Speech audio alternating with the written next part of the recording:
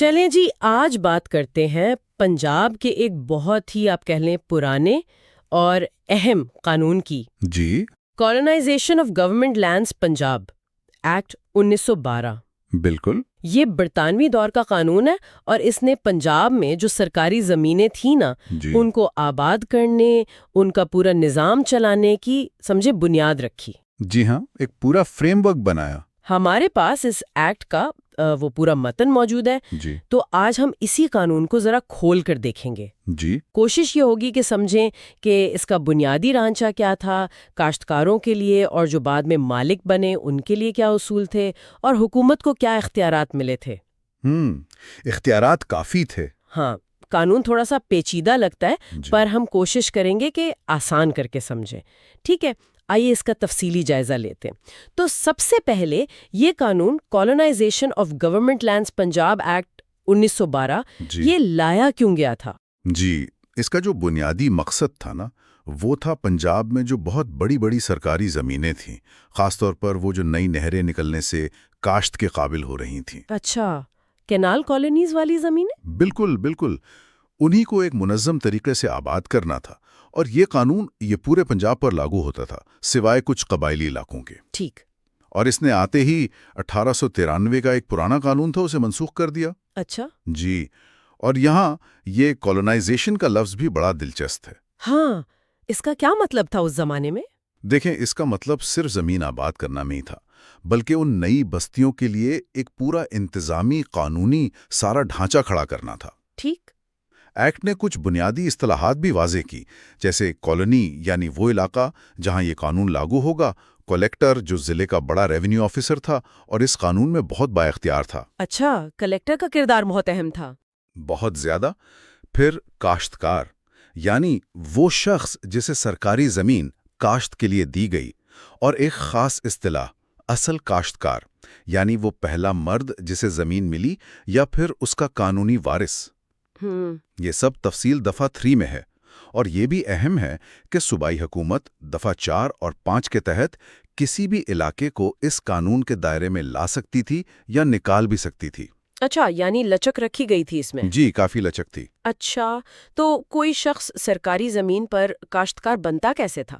کیا طریقہ تھا اس کا؟ جی، دفعہ 10 بتاتی ہے کہ حکومت پہلے شرائط کے بیانات جاری کرتی تھی۔ شرائط کے بیانات یہ کیا ہوتے تھے؟ یہ ایک قسم کا سمجھ لیں تفصیلی معاہدہ ہوتا تھا، جس میں سب لکھا ہوتا تھا کہ زمین کس مقصد کے لیے ہے، کیا کیا شرطیں ہوں گی، کیا حقوق ہوں گے، کیا ذمہ داریاں ہوں گی۔ ٹھیک ہے۔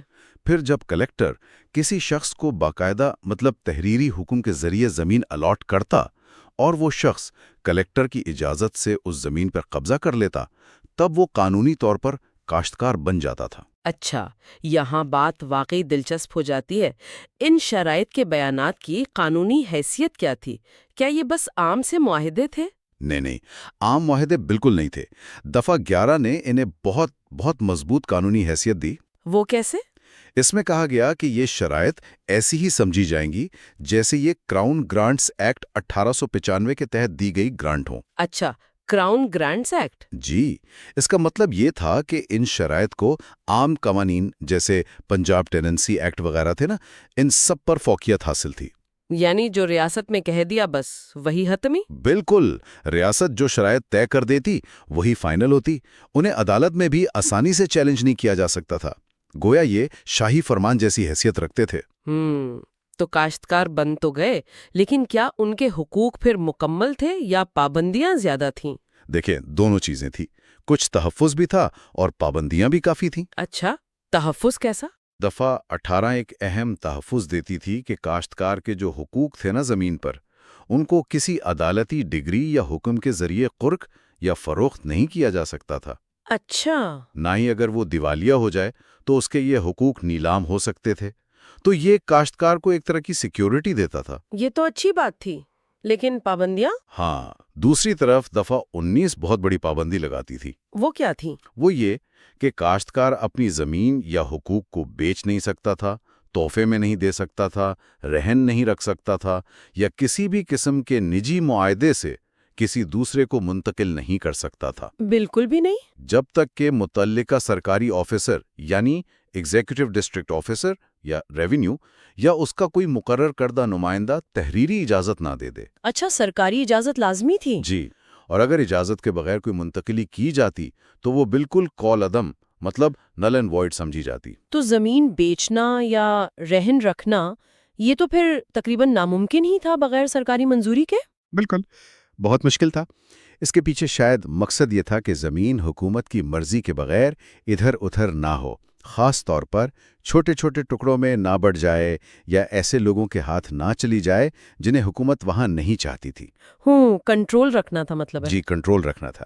البتہ تھوڑی سی رعایت تھی ذیلی پٹا دینے کی، یعنی آگے کرائے پر دینے۔ اچھا، سب لیٹنگ کی اجازت تھی؟ جی، لیکن محدود۔ اگر کاشتکار کو ابھی مالکانہ حقوق نہیں ملے تھے تو وہ صرف 1 سال تک، اور اگر مل چکے تھے تو 7 سال تک زمین آگے کرائے پر دے سکتا تھا۔ ٹھیک ہے۔ اس کے علاوہ دفعہ 17 کے تحت کاشتکار آپس میں زمین کا تبادلہ کر سکتے تھے، ایکسچینج۔ اچھا لیکن اس کے لیے بھی کلیکٹر کی منظوری ضروری تھی۔ اچھا، ہر چیز میں منظوری؟ جی، اور دفعہ 12 یہ کہتی تھی کہ اگر کوئی کاشتکار کسی معقول وجہ سے کچھ عرصے کے لیے اپنی زمین سے غیر حاضر رہتا ہے تو اسے رہائش کی شرط کی خلاف ورزی نہیں سمجھا جائے گا، لیکن ہاں، اگر کوئی جان بوجھ کر غلط معلومات دیتا ہے درخواست میں تو دفعہ 16 کے تحت یہ بھی شرائط کی خلاف ورزی تھی جس کے نتائج ہو سکتے تھے۔ ٹھیک ہے۔ زمین کی منتقلی پر اتنی سخت پابندیاں، تو پھر وراثت کا معاملہ تو بہت ہی اہم ہو گیا ہوگا۔ زمین خاندان میں کیسے چلتی تھی؟ جی ہاں، بالکل۔ وراثت کے قوانین اس ایکٹ کا ایک بہت ہی مرکزی حصہ ہیں۔ دفعہ 20 اور 21 نے اس کا پورا نظام بنایا تھا۔ اچھا، کیا نظام تھا؟ پہلے بات کرتے ہیں اصل کاشتکار کی، یعنی جسے پہلی بار زمین ملی تھی۔ دفعہ 20 کے مطابق اس کی وفات پر وراثت کی ایک خاص ترتیب تھی۔ کیا ترتیب تھی؟ سب سے پہلے حق تھا مرد وارثوں کا جو براہ راست نسل میں ہوں، بیٹا، پوتا وغیرہ۔ اس میں قانونی طور پر گود لیا بیٹا بھی شامل تھا۔ ٹھیک، یعنی پہلوٹی کا حق مردانہ لائن میں؟ جی بالکل۔ اگر مرد وارث نہ ہوتے تو پھر بیوہ کو حق ملتا۔ اچھا۔ لیکن یہ حق تا حیات یا تا نکاح ثانی ہوتا تھا، یعنی جب تک وہ زندہ رہے اور دوسری شادی نہ کرے یا قانون کے تحت اپنا حق نہ کھو دے۔ یعنی محدود حق تھا بیوہ کا؟ جی، محدود حق۔ بیوہ کے بعد غیر شادی شدہ بیٹیوں کا حق آتا تھا، ان کا حق بھی شادی تک یا زندگی تک محدود تھا۔ بیٹیوں کا بھی محدود حق؟ جی، ان کے بعد وہ وارث آتے جنہیں اصل کاشتکار نے اپنی زندگی میں ایک رجسٹرڈ وصیت یا ڈیڈ کے ذریعے نامزد کیا ہو۔ اچھا، نامزدگی بھی ہو سکتی تھی؟ جی، لیکن یہ نامزدگی بھی کھلی نہیں تھی، صرف مخصوص رشتہ داروں میں سے ہی کسی کو نامزد کیا جا سکتا تھا۔ کون کون تھے اس فہرست میں؟ جیسے ماں، پہلے فوت شدہ بیٹے کی بیوہ، پوتے کی بیوہ، شادی شدہ بیٹی، نواسہ، بہن، بھانجا اور خاندان کے دیگر مرد رشتہ دار۔ کافی لمبی فہرست ہے۔ جی، اور اگر ان میں سے کوئی بھی نہ ہوتا یا کسی کو نامزد نہ کیا گیا ہوتا تو آخر میں کلیکٹر خود انہی مخصوص رشتہ داروں کی فہرست میں سے کسی کو نامزد کر دیتا۔ یعنی اختیار پھر کلیکٹر کے پاس چلا جاتا تھا؟ جی بالکل۔ یہ تو کافی پیچیدہ ترتیب لگ رہی ہے۔ اس کے پیچھے کیا سوچ ہو سکتی ہے؟ کیوں بنایا گیا ایسا نظام؟ بظاہر ایسا لگتا ہے کہ مقصد زمین کو خاندان کے اندر یا شاید ایک مخصوص سماجی اکائی کے اندر ہی رکھنا تھا اور اسے مزید تقسیم ہونے سے بچانا تھا۔ اچھا۔ خاص طور پر مردانہ نسل کو ترجیح دینا اور خواتین کو محدود حقوق دینا، یہ اسی طرف اشارہ کرتا ہے۔ یہ تو اصل کاشتکار کی بات ہوئی۔ باقی کاشتکاروں کے لیے بھی یہی قانون تھا؟ نہیں، تھوڑا فرق تھا۔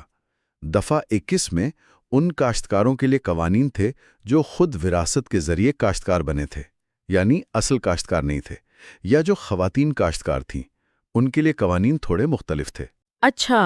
مثلا اگر کوئی خاتون جسے زمین پہلی بار الاٹ ہوئی تھی وہ فوت ہو جاتی یا شادی کر لیتی تو وراثت اس کے نامزد کردہ جانشین کو ملتی، اور اگر اس نے کسی کو نامزد نہیں کیا تھا تو کلیکٹر اس خاتون کی اولاد میں سے یا اس مرد کے رشتہ داروں میں سے کسی کو نامزد کرتا جس کی خدمات کے عوض زمین ملی تھی۔ دیگر معاملات میں وراثت ان لوگوں کو ملتی جو شریعت یا رواج کے مطابق وارث ہوتے، گویا زمین اصل کاشتکار کی زرعی ملکیت ہو۔ یہ بھی یاد رہے کہ دفعہ 22 اور 23 کے تحت نامزدگی کو منسوخ بھی کیا جا سکتا تھا اور مالکانہ حقوق ملنے سے نامزدگی ختم نہیں ہوتی تھی۔ لیکن پھر کہانی میں ایک بڑا موڑ آیا، خاص طور پر مسلمان کاشتکاروں کے لیے، ہے نا؟ جی بالکل، 1951 میں پاکستان بننے کے بعد ایک بہت اہم ترمیم آئی، دفعہ 19A شامل کی گئی۔ اس میں کیا تھا؟ اس نے کہا کہ اگر کوئی مسلمان کاشتکار فوت ہوتا ہے تو اب اس کی زمین کی وراثت وہ دفعہ 20 سے 23 والی ترتیب کے مطابق نہیں ہوگی، تو پھر کیسے ہوگی؟ بلکہ مکمل طور پر مسلم پرسنل لا یعنی شریعت کے مطابق تقسیم ہوگی۔ اچھا، یہ تو بہت بڑی تبدیلی تھی۔ جی بہت بڑی۔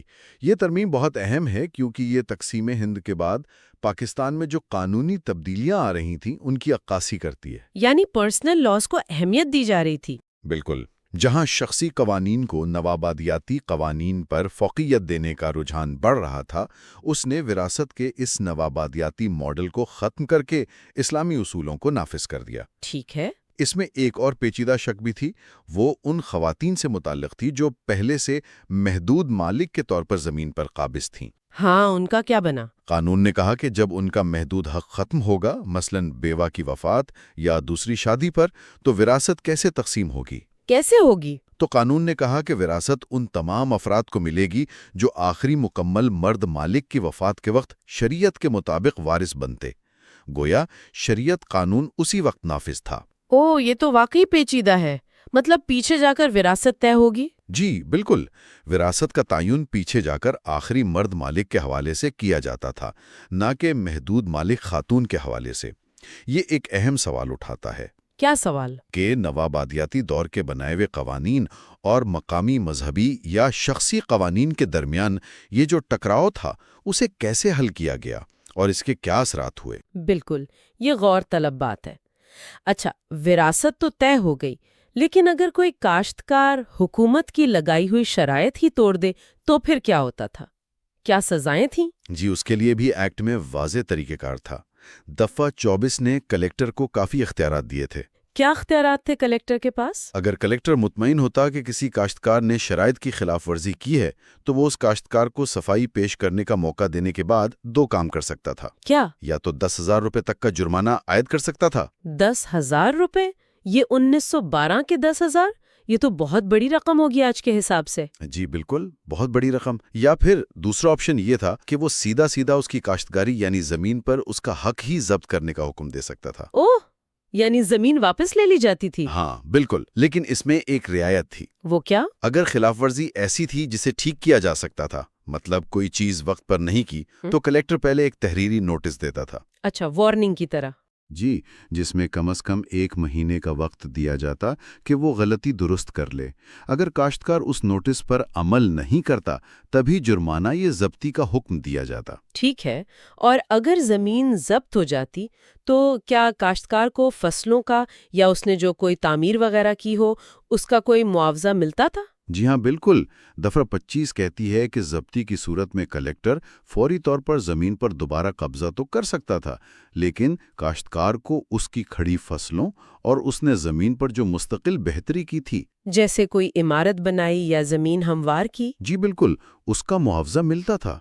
اس معاوضے کا تعین بھی کلیکٹر ہی کرتا تھا۔ اچھا، اور اگر وہی زمین کسی دوسرے شخص کو دی جاتی تو یہ معاوضہ نئے آنے والے کاشتکار سے وصول کیا جا سکتا تھا۔ اسی طرح دفعہ 26 رہائشی پلاٹوں کے بارے میں بھی یہی کہتی تھی۔ ٹھیک ہے، البتہ دفعہ 27 کے تحت کچھ خاص قسم کی گرانٹس یا لیز اس سخت کارروائی سے مستثنیٰ تھیں، لیکن مجموعی طور پر ریاست کی پوزیشن بہت مضبوط تھی۔ وہ کیسے؟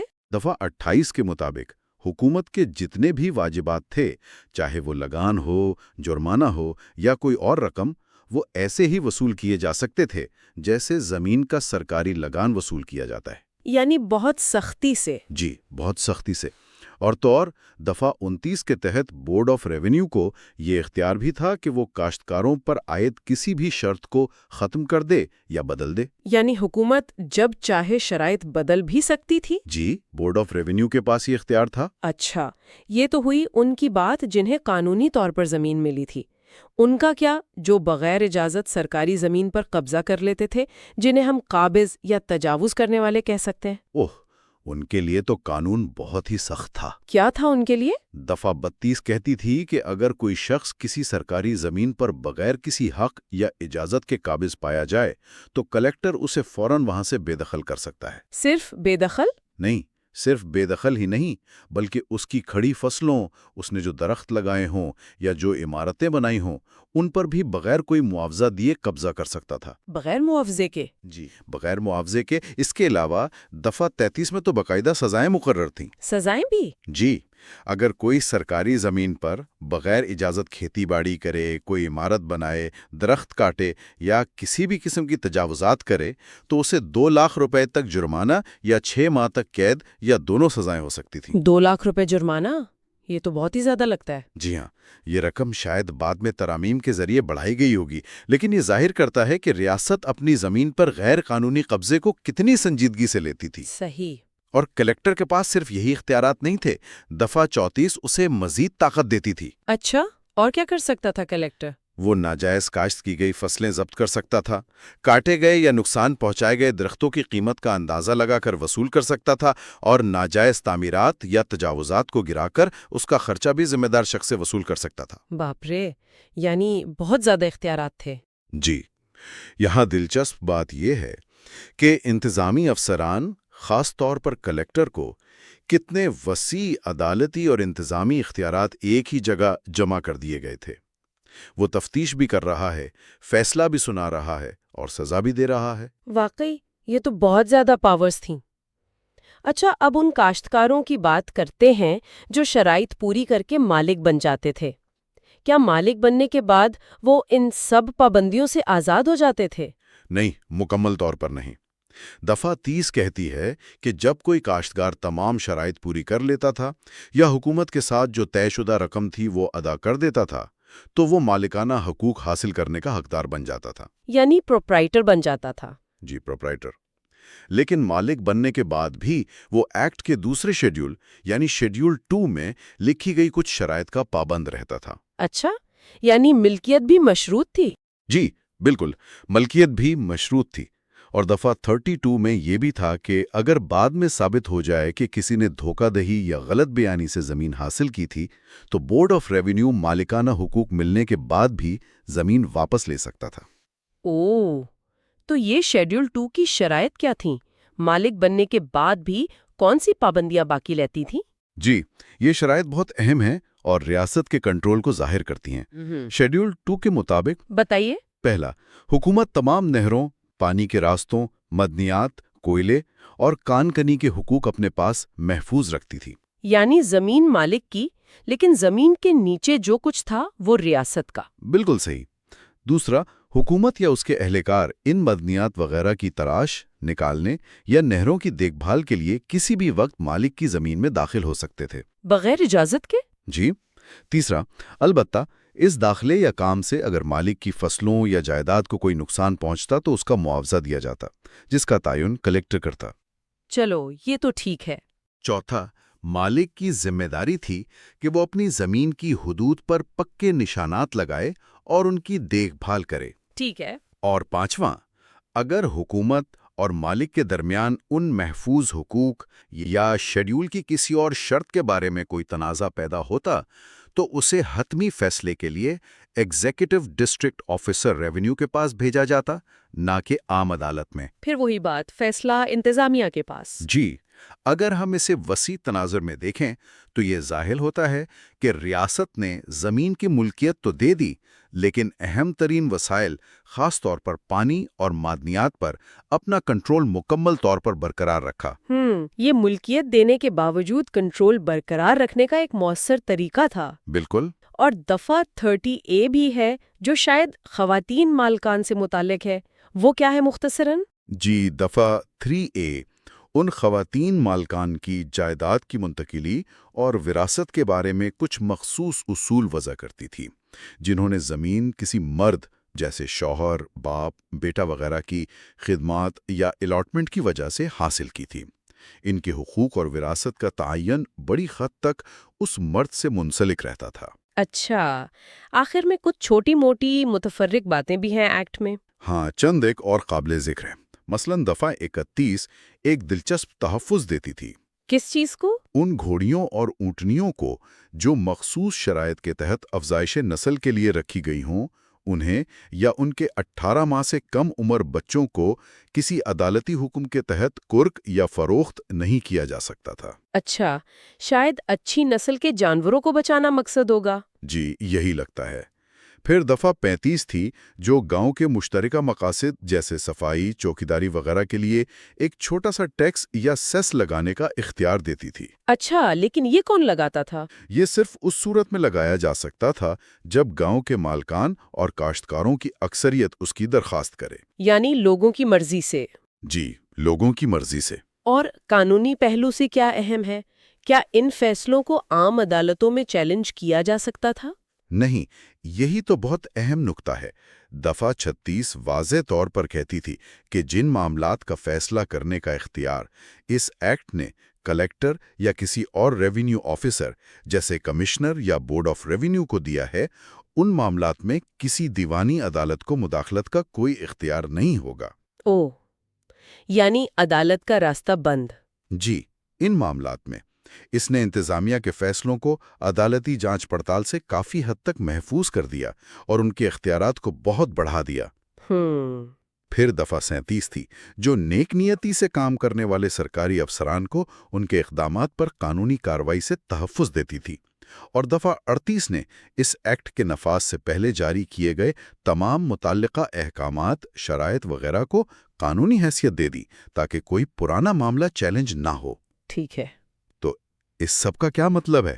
ہاں، کیا مطلب ہے؟ اس کا مطلب یہ ہے کہ اس ایکٹ نے ان کالونیوں یا آباد کردہ سرکاری زمینوں کے لیے پنجاب کے جو عام دیوانی یا کاشتکاری قانون تھے نا، ان سے ہٹ کر ایک بالکل الگ، خود مختار اور زیادہ انتظامی قسم کا قانونی ڈھانچہ کھڑا کر دیا تھا۔ تو اگر ہم سمیٹیں تو یہ colonization of government lands act 1912 اس نے دراصل پنجاب میں لاکھوں ایکڑ نئی زمین کو آباد کرنے کا ایک پورا روڈ میپ بنایا۔ جی بالکل۔ اس نے بتایا کہ زمین کیسے ملے گی، کاشتکار کے کیا حق ہوں گے، کیا ذمہ داریاں ہوں گی، زمین خاندان میں آگے کیسے چلے گی، جس میں بعد میں مسلمان کاشتکاروں کے لیے شریعت قانون کو بھی شامل کیا گیا۔ جی ہاں۔ اور اگر کوئی قانون توڑے گا تو کیا ہوگا، جس میں سرکاری افسروں کو بہت زیادہ اختیارات دیے گئے، بہت زیادہ، اور سب سے بڑھ کر ملکیت دینے کے بعد بھی پانی اور معدنیات جیسے اہم وسائل پر سرکاری کنٹرول برقرار رکھا۔ بلا شبہ یہ ایکٹ صرف ایک قانون نہیں تھا، یہ پنجاب کے زرعی، سماجی اور معاشی منظرنامے کو بدلنے کا ایک بہت بڑا منصوبہ تھا۔ اس نے نہ صرف زمین کی ملکیت کی نوعیت بدلی، بلکہ ریاست اور کسان کے تعلق کو بھی نئی شکل دی، جس کے اثرات شاید آج بھی کسی نہ کسی صورت میں موجود ہیں۔ صحیح۔ یہ نوآبادیاتی ریاست کی منصوبہ بندی اور کنٹرول کی ایک بہترین مثال ہے کہ کیسے وہ وسائل کو استعمال کرتے ہوئے معاشرے کو اپنی مرضی کے مطابق ڈھالنے کی کوشش کرتی تھی۔ یہ واقعی گہری بات ہے، اور یہیں سے ایک سوال ذہن میں آتا ہے جس پر شاید ہمارے سننے والے غور کرنا چاہیں۔ جی، جس طرح اس ایکٹ نے انتظامی افسرانوں کو بے پناہ اختیارات دیے، عام عدالتوں کے دائرہ کار کو محدود کیا، اور یہاں تک کہ مالکان پر بھی معدنیات وغیرہ کے حوالے سے پابندیاں عائد رکھیں، تو کیا یہ ممکن ہے کہ اس قانونی ڈھانچے نے جو بنایا تو نوآبادیاتی دور میں گیا تھا، آزادی کے بعد بھی ایک لمبے عرصے تک پنجاب میں ریاست اور زمینداروں کے درمیان طاقت کے توازن اور ان کے باہمی تعلقات کی نوعیت کو متاثر کیا ہو؟ یہ سوچنے کی بات ہے۔